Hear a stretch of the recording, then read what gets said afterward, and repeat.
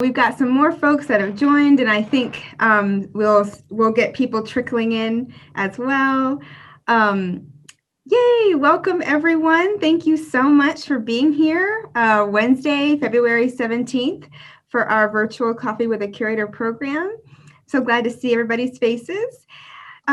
So we have a treat today. We are continuing our, or really ending our history of the book unit. And we are, it's really been fun. Last week and this week, we're intersecting it with Black History Month. So we're getting into some really great conversations. Last week on Black print culture was amazing. And then this week, we have a special guest. Our guest is Tiffany Everhart, and she is an artist here in the Metro Atlanta area. And she's also my friend and goes to my church. So I am very, very excited to have her with us today. And we're gonna start off with really just again a conversation with Tiffany. I have some interview questions, and we're gonna get a chance to hear from her perspective as a Black woman artist. But first, let me get my email go away so it doesn't make noises for us. And Tiffany, you've got some welcome notes in the chat from folks, so please, we just know that we're so happy to have you here. But first, I'm going to torture her by making her sit through her own bio, which I know is difficult, but she's very accomplished. So I'm going to go ahead and read Tiffany's bio so you get to know her a little bit. Tiffany is a born artist raised in Rome, Georgia, now living in Roswell, Georgia. She started her artistic career when she was a toddler, crayons in hand. Forever creating, she attended the University of Tennessee at Chattanooga, where she earned a Bachelor of Science degree in art education. She then earned a master's degree in interior design from Savannah College of Art and Design, while also teaching pre-kindergarten in Woodstock, Georgia. Her creativity lives in her and is in everything that she does.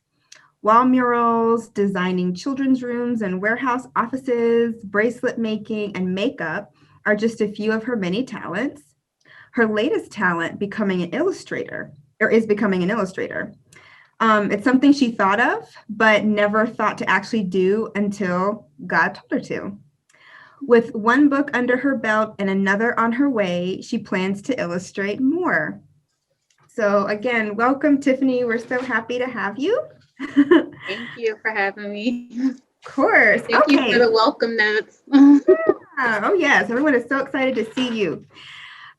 So my first question for you is, you kind of already answered this in your bio, but I'd like you to get a little bit deeper into when did you become interested in art and what served as your initial inspiration?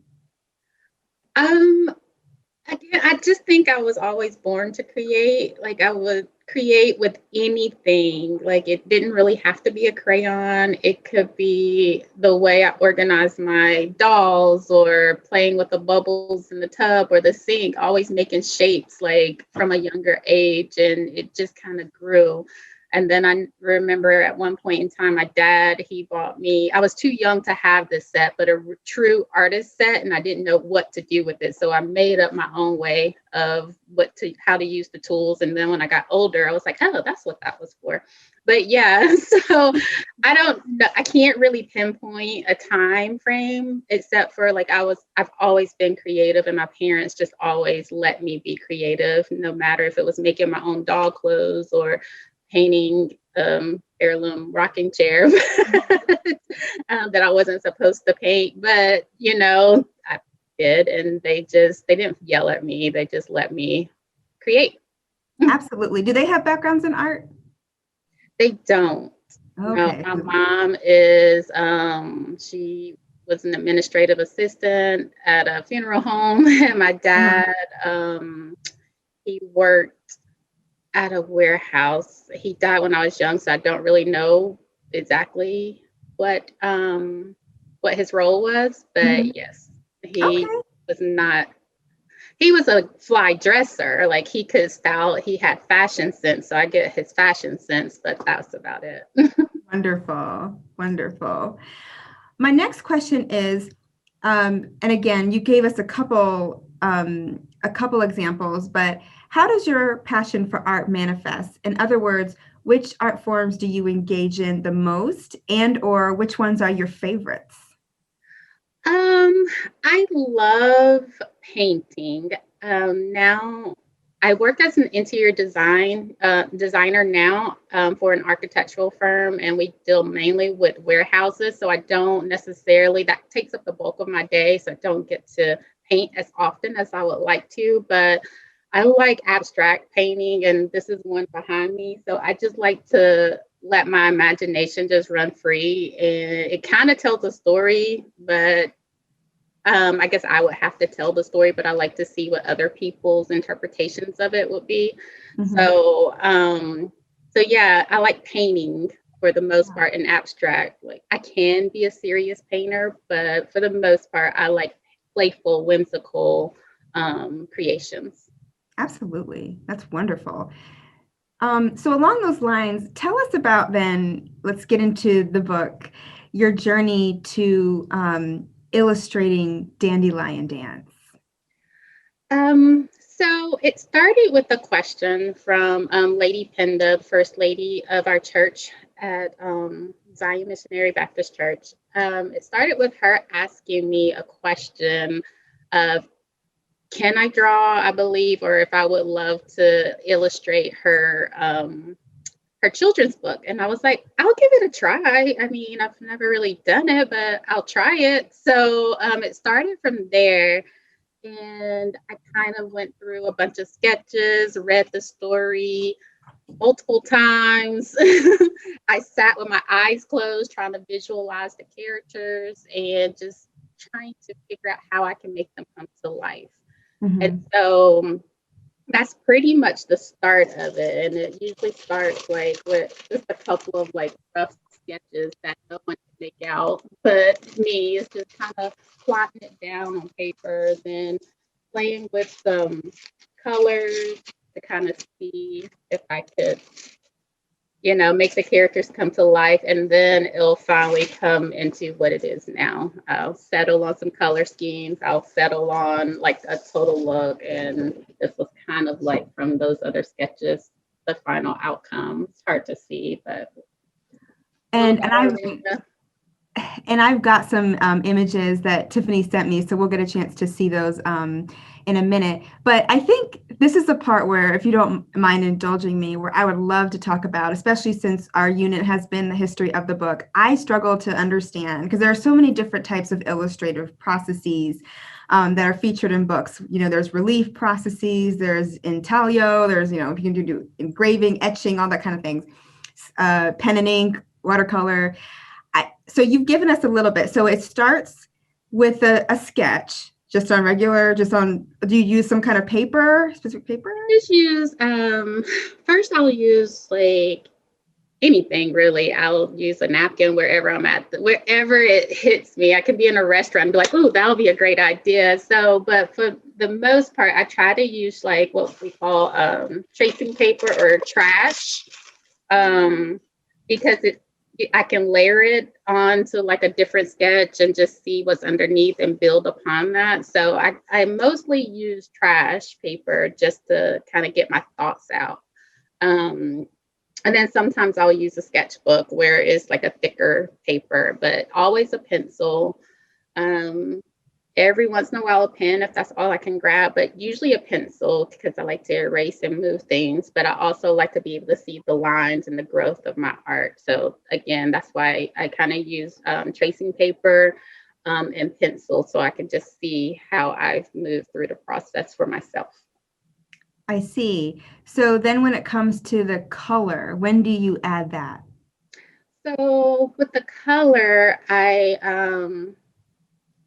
add it when I think I have a solid enough sketch, like to create the character. So when I feel like I like what I see, I'll play around with colors and different tones. And so she again is with more tracing paper, just to kind of, layer the colors on to the sheet, then lay it on top of the drawing so that I can see what the colors look like, or just kind of building on and blending different colors to see what tones I like and what tones will work with the character. So once I've kind of honed that in, then I'll actually apply it to the actual drawing and redraw until, I get it to my likeness.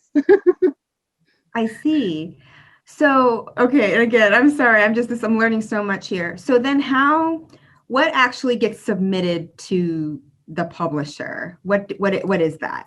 So once I come up with the final sketch or the final drawing, I will run it by, in this case, I ran it by the author and got her opinion to ask her if this is what she was thinking, like, is this the character? And I remember the first time I presented her the ballerina photo, she cried because it was finally like her words were coming to life.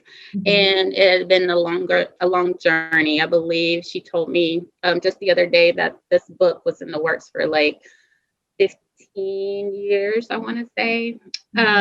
So for a long time, it's been a journey and a passion of hers to bring it to life. And so yeah, she was just excited about that. And from there, we went on and created more characters and more scenes. And each time we just discussed what more the book needs. Like, are we done? Do we need more images? What else can we add to this book to bring it to life? And so that's kind of how the photos came to life. And does anything happen digitally, or do you kind of work all by hand? So I will scan my drawings in to the computer, and then I will do my backgrounds on my iPad.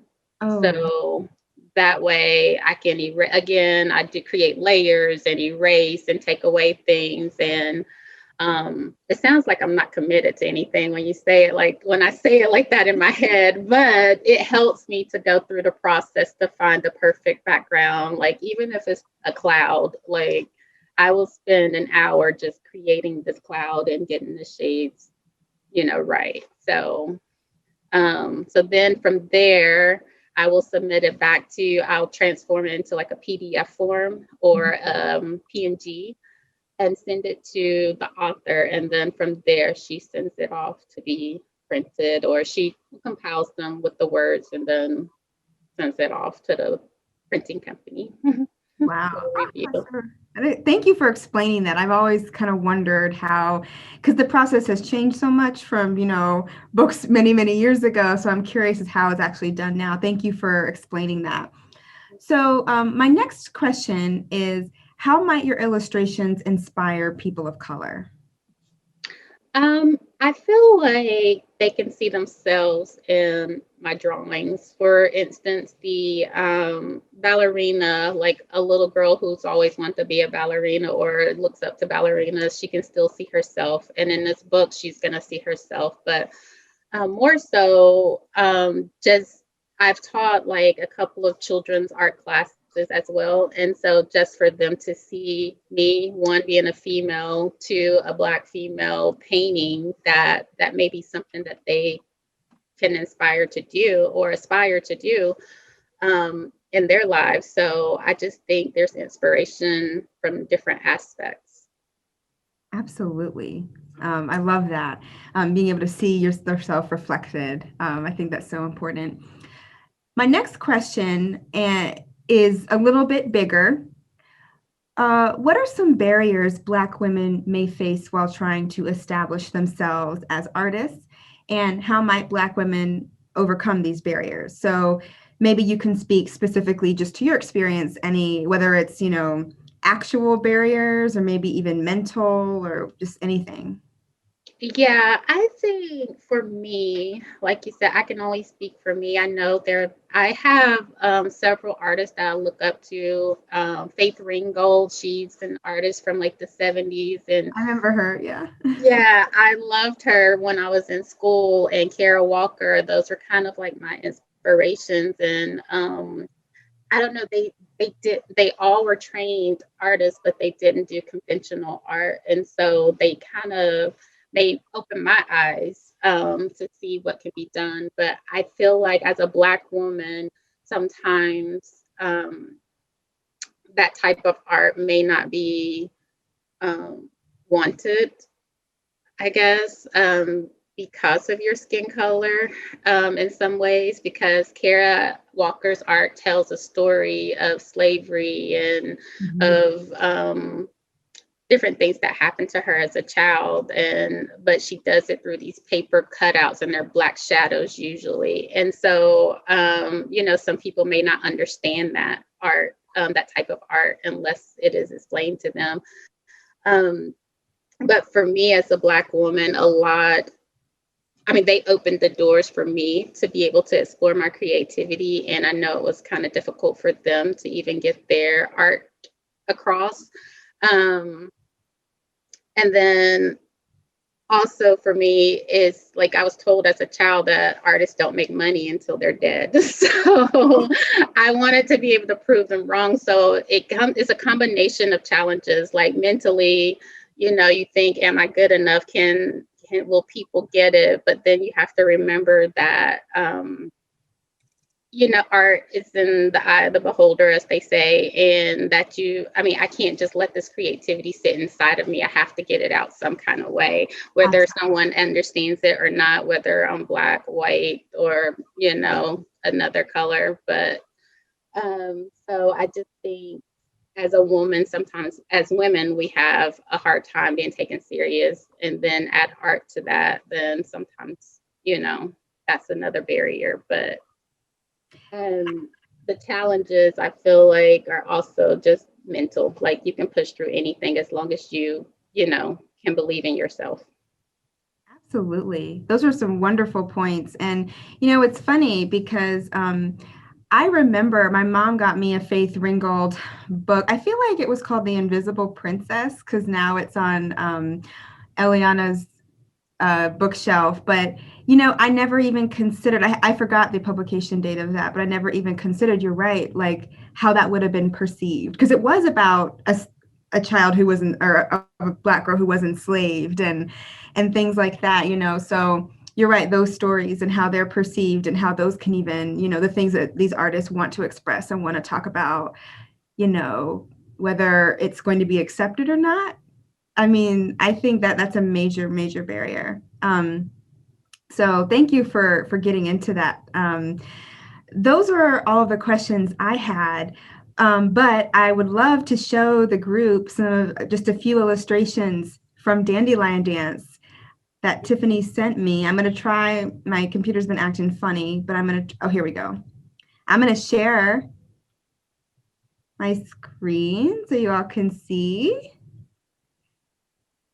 So you can see the text as well there. Here's another one I love.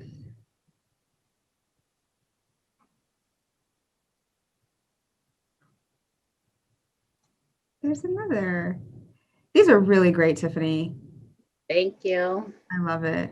Love it, love it, love it. Thank you so much for sharing with us today. So I would be remiss if I didn't make sure the group knew, when this book is actually going to be published, if they're interested in it, and when, how we would go about getting it. So the book is currently on Amazon.com, and I believe it's also, we're going to have a book launch soon. I can keep you posted so that you can tell the group, but the author is actually on the Zoom call today. and I think she plans to put it on her website. It's Inspiration. Sorry, I don't know it by heart, her website. I think it's going to be on Inspiration because she subscribed. So yes. Perfect. Wonderful. But Amazon is currently on Amazon.com. All you have to do is look up Dandelion Dance by Amaris James with Penda James, and you can find it there. Oh, I found it. Let me put the link into the chat box so that if people are interested, Let's see. And it's a book about perseverance. I love it. I think it'll be great for kids. It'll also be great inspiration for adults. So, I mean, it's a story that can fit all ages. Wonderful. Yay. Well, thank you so much. Does anyone have a question for Tiffany that they want to ask?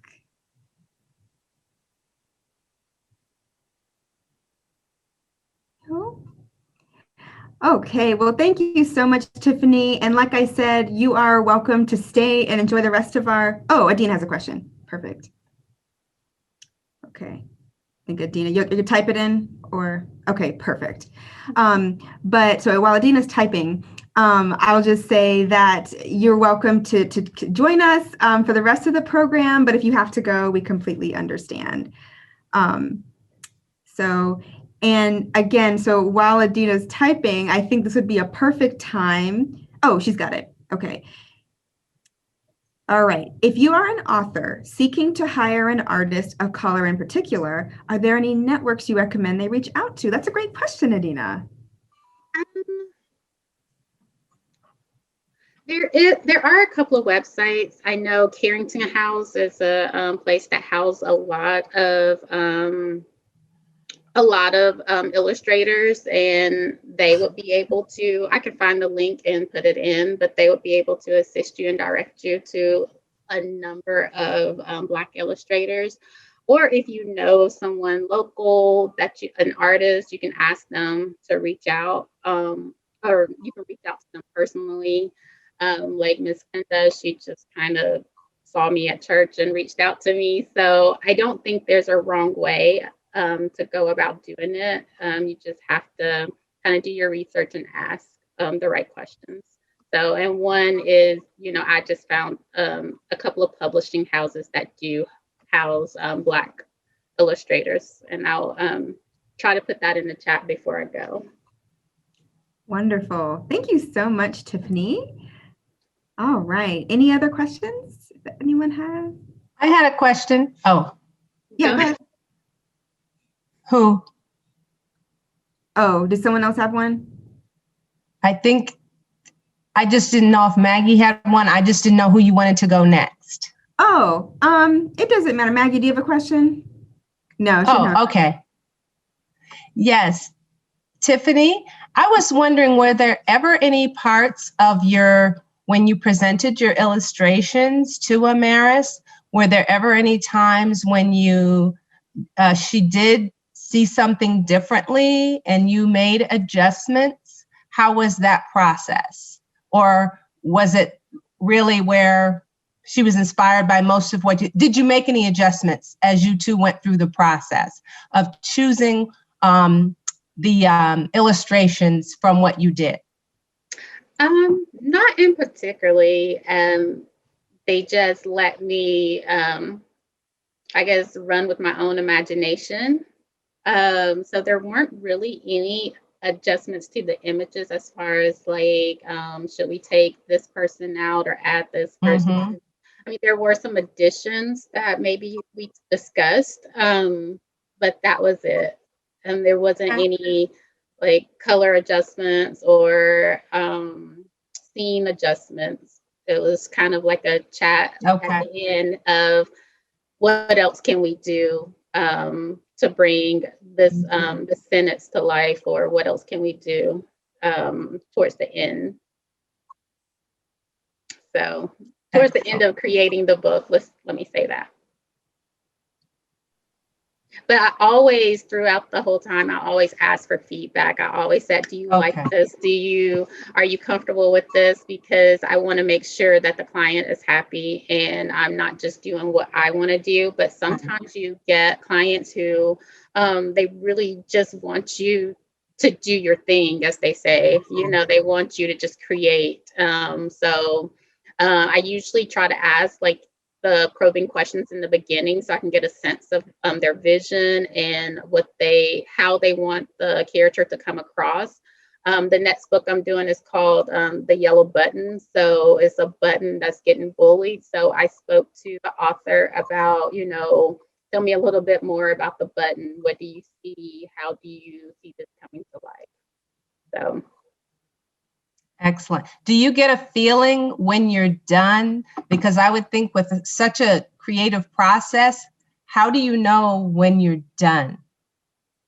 I still don't think I'm done. I see in the chat where it says that I'm a perfectionist, and yeah, I am my own worst critic. So I feel like I could still keep working on this book or any part. Like I don't ever feel like I'm done. There are certain images that I'm like, okay, it's done, but there are some more that I would rather go back in and tweak a little bit or completely draw over, but I can't because it's published now, so I can't. That'll stop the process.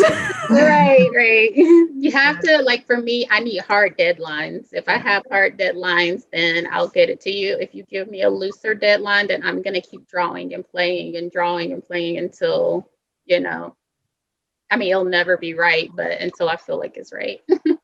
Sure. Thank you so much. That's that's something I didn't even think to ask. So that's a great question. Thank you.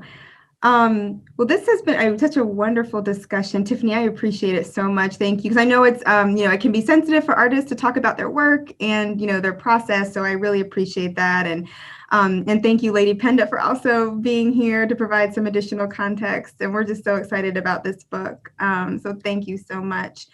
So, and again, everyone, you are all welcome to stay. For the rest of our program, we'll be done at 10:50, so not too much longer, or you can, Tiffany, if you have to go, we understand. But we'll transition to our next segment. Andrew, we never did our Where is Andrew? Okay, bye, Tiffany. Okay, so Andrew, he has picked something for us that is, okay. This one you'll likely guess. We were gonna get, yeah, I was actually, okay, so this is definitely more of like a modern looking space. Mm-hmm. And it has to do with Black illustrators. Authors. I couldn't really find anything pertaining to illustrators. Yeah, I wasn't. African American authors. Okay, so I'm gonna, would it be cheating to know a region of the country? East Coast. Well played, Andrew. Is it a library? It's a museum, but it's the museum's library. Oh. The museum's library. Okay. So it must be I always get the acronym wrong. In DC. That's it. Yep. Yes. I always get the acronym wrong. I don't want to say it wrong on this recording. It's the National Museum of African American History and Culture, or NMAAHC. Yes, I always get it wrong, and I have it on a mug, which is weird. Which I should know it. Yes, when I went there, I spent so much time in like a couple of exhibits. I didn't even have a chance to go through, so I didn't even get a chance to visit the library. Well, here it is. Here it is. I love it. Yay, that's perfect. Thank you so much, Andrew. And Andrew also has a handout for us in the chat, as usual. Thank you. So we can get our more info there. Oh, right. Thank you so much for that.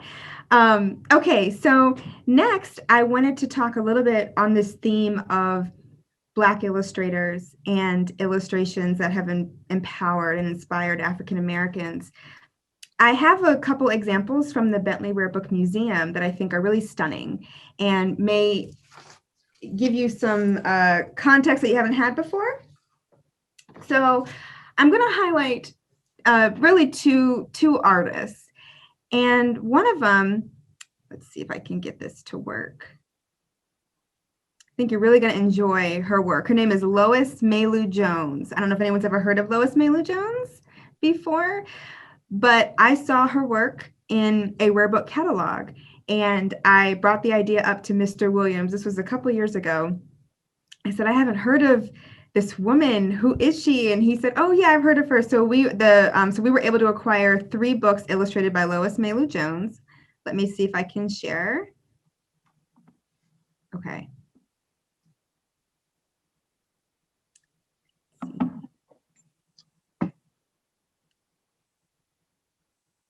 Okay. Can you all see these illustrations? Yes. Yeah, so I really love her work. Just a little bit about her. Lois May Lou Jones was a very multi-talented artist. She was known for her excellence in textiles, costumes, watercolors, paintings, collages, and illustrations, especially of children's books. A lot of the themes that appear in her work are natural themes and landscapes, and an infusion of Western and African culture. So a lot of European and African infusion there. She was born in Boston in 1905, and she graduated from Boston School of the Museum of Fine Arts. And she was really involved in the Harlem Renaissance. During the late 1920s, she designed textiles for New York firms, and she founded the art department at Palmer Memorial Institute in North Carolina, which was a school for upper class African Americans. And she later took a teaching position at Howard University in DC, which is a historically Black college university, and she taught there for 47 years. So very, very well known there. And kind of along the lines of what Lori was talking about last week, with kind of the Beat generation and African Americans who left to go to Paris. She was one of those too.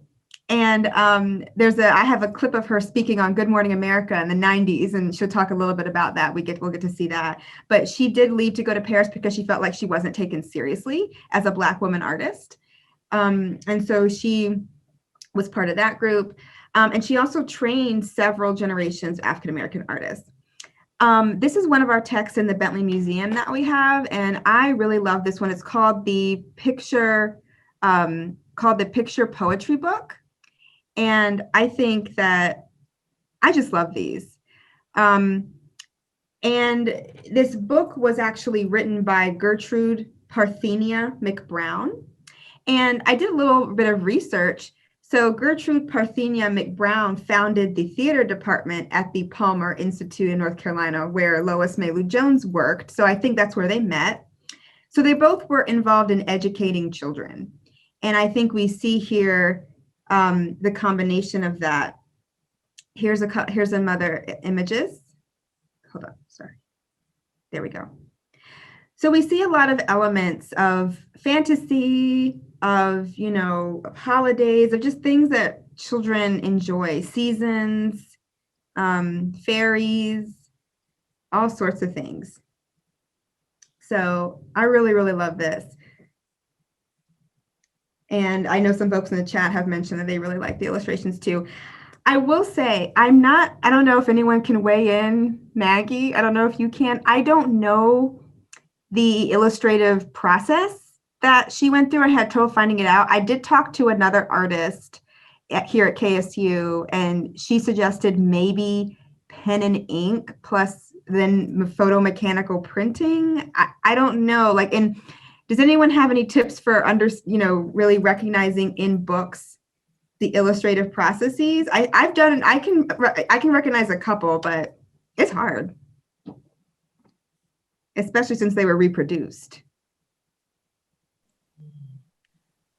I would agree with pen and ink, but other than that, I've no help whatsoever. Yeah, I've always kind of wondered, and it's hard again because we're looking at a reproduction, of it. So sometimes that can impact it. But I think that's what this artist said, probably pen and ink.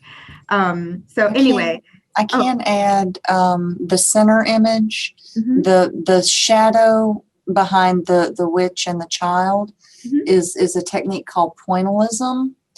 And pointillism is typically done with a fine pen. So Ooh. that's a good tip off for me that it's, she likely started with a pencil base of the drawing and then filled it in with a fine ink pen. Well, you can see with all her textures, there's the pointillism, but then she also uses a lot of hatching. Yes. I don't see any cross hatching, but a lot of hatching. That's the lines up and down, especially on the door frame. I'm at the door of the first picture. All the hatch marks or the vertical and horizontal lines. And that would have to be a very, I mean, I did take a 2D design class way back in college, and there are so many different pens that are so tiny and so for different textures and stuff like that. But Interesting. And to answer Tamara's question, this book was published in 1935. But yeah, that's a good question about like how they were, the etching and that. I wish I knew. That's the kind of stuff I want to get better at knowing. I think that's the thing. I talked to Valerie Dibble, and she mentioned it can be difficult to know how they were reproduced, and it can be hard to just tell by looking at them. And she says she even has to do research to figure out sometimes. So yeah, it can be like really difficult, but that's one thing I do want to get good at if I can. And then for all of us out there, I thought this was a really, really cool thing.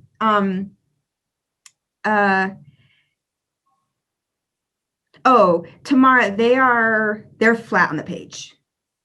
Yeah, for the ones we have, they're flat.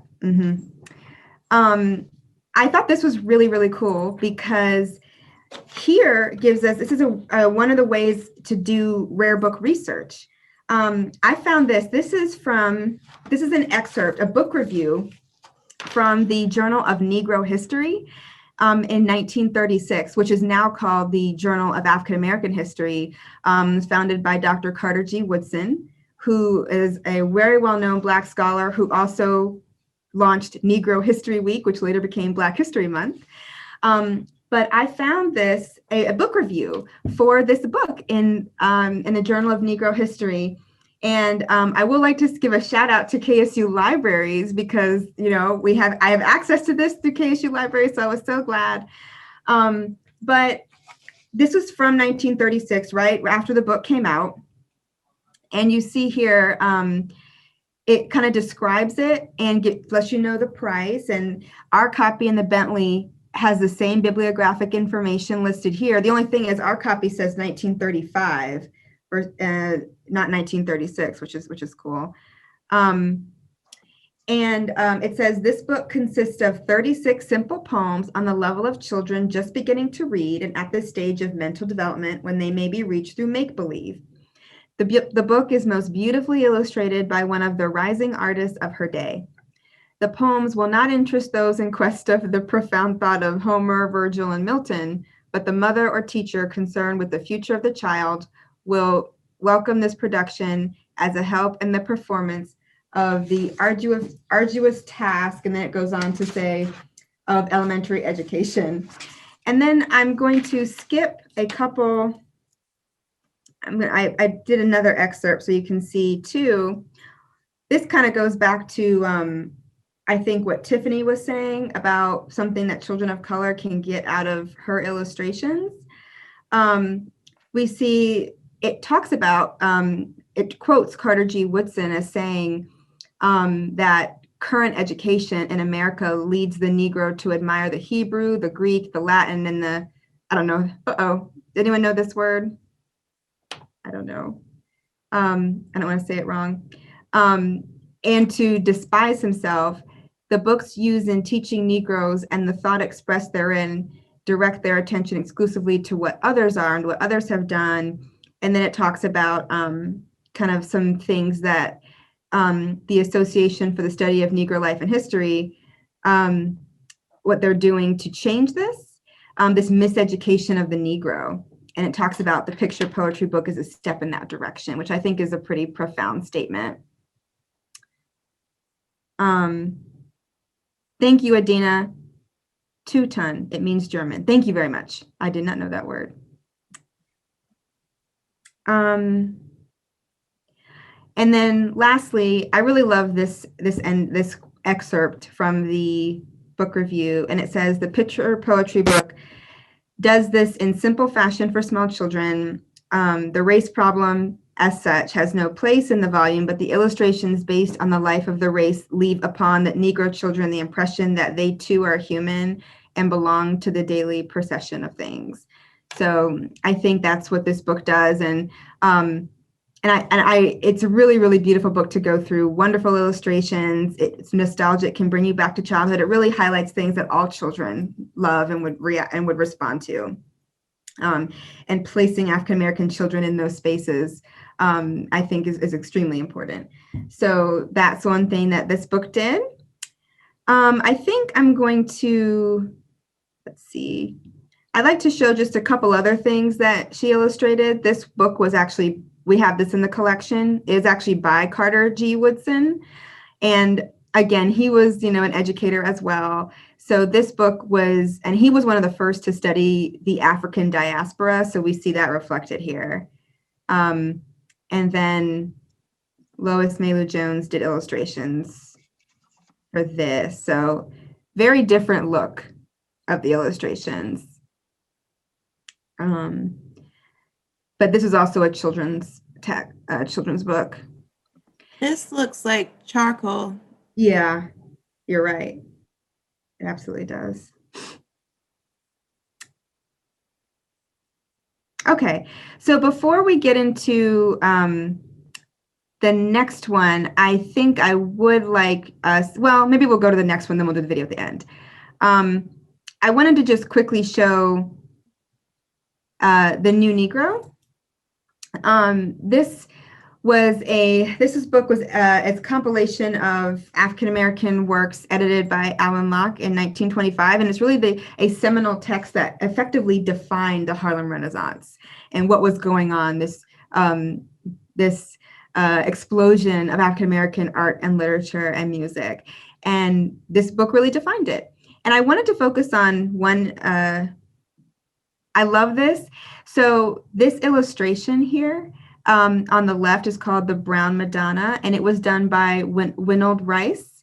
And he actually is not African-American. He was German-born American illustrator, but he really was known for illustrating people of color and really supportive of Black artists in the Harlem Renaissance. But I think this is particularly interesting and powerful because it's showing a Black woman with her child, and that was really uncommon for the time. I attended a webinar that some folks gave at the Stuart A. Rose Manuscript Library at Emory, and they talked about, they have the Robert Langmere African American photograph collection, which this is just a screenshot from that that I took. But this is often how Black women were depicted or photographed with the children that they nursed or that they nannied for. And so it was kind of interesting seeing this change here in a Black woman with her own child. So that was something that they brought up in that webinar. And I thought that was really pertinent here as well as we're talking about these illustrations. And here are some other ones from The New Negro that are really great. A portrait of James Weldon Johnson. There's also portraits of Langston Hughes in there, and Mary McLeod Bethune. And then you've got this African fusion here, which I just love. These are really great. And I had to show this one too. I love it. The librarian. I just think that's awesome. She looks great. So my goal is I need to start looking like that when I come into work. And then again, Spirit of Africa. So there are many different things going on here, but it's interesting because these were not done by a Black artist. It was done by a German American artist, but these are some really iconic illustrations, and they're very avant-garde, and it did a lot to empower African Americans. So I really wanted to highlight that as well.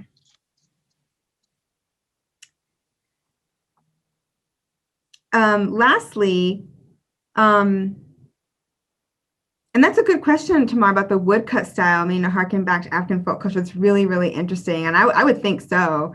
And it's because it's very, it's almost, I love that, the way it looks at the lines and all that, the angles, absolutely. So I wanted to just show y'all one more thing. It's a Good Morning America has digitized a clip with interview with Lois May Lou Jones from Black History Month in like the early 90s. So I wanted to show that. I have that ready. Let me see if I can, I have to reshare because it's a different application. One second. Let me see if I can. Okay, I should be able to. Okay, here we go. Sorry about that slight complication. Here we are. We won't watch the whole thing, just a bit.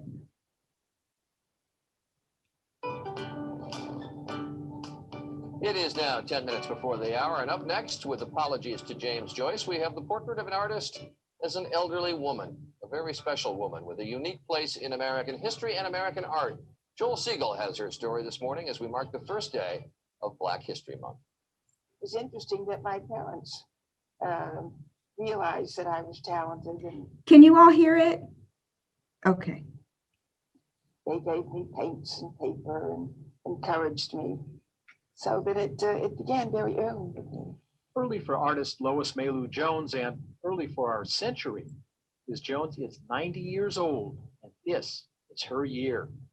This show, featuring her work and the work of her students at Howard University, where she taught for 47 years, opened on her 90th birthday. This show, featuring her work in Paris in the 40s, just opened at the Studio Museum of Harlem. In 90 years, she's been there, done that, painted the t-shirt.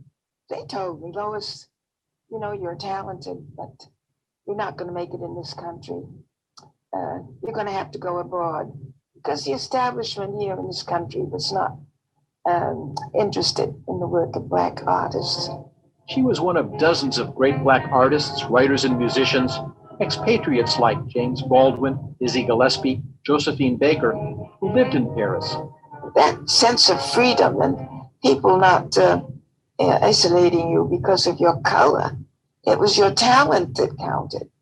And so it was with the musicians, the artists, the writers. I mean, so many of them who went.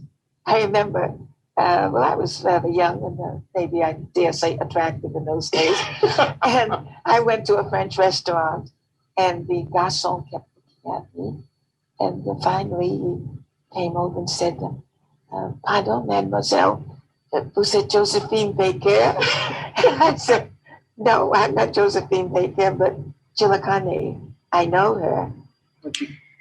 So anyway, it's a great interview and I can put it in the chat so that you all can see it. But again, really grateful that Good Morning America Digitized made that available to us. So anyways, it's really, really fun. So I think it brings it pretty full circle, but and kind of goes along with some of the themes we were talking about last week as well.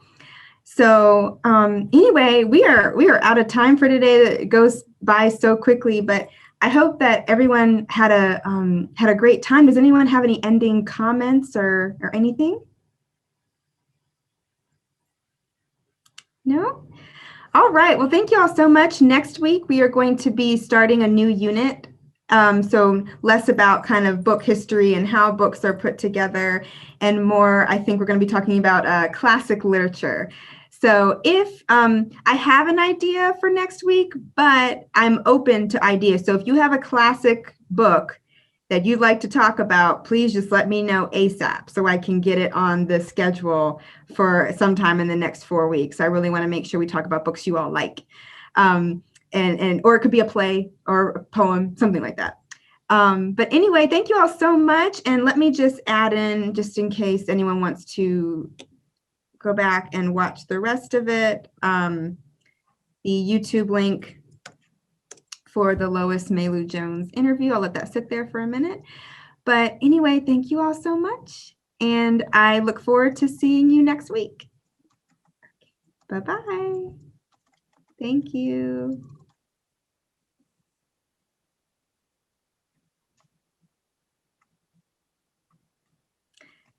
Let the links there in case anybody needs it for a little bit.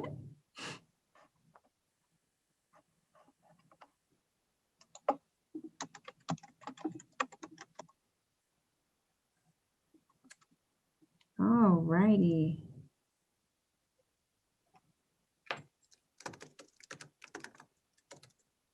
Yay, I'm so glad you enjoyed it. Thank you for joining Mom and Dad. It was so nice. All righty. Bye-bye. Bye-bye. Yeah.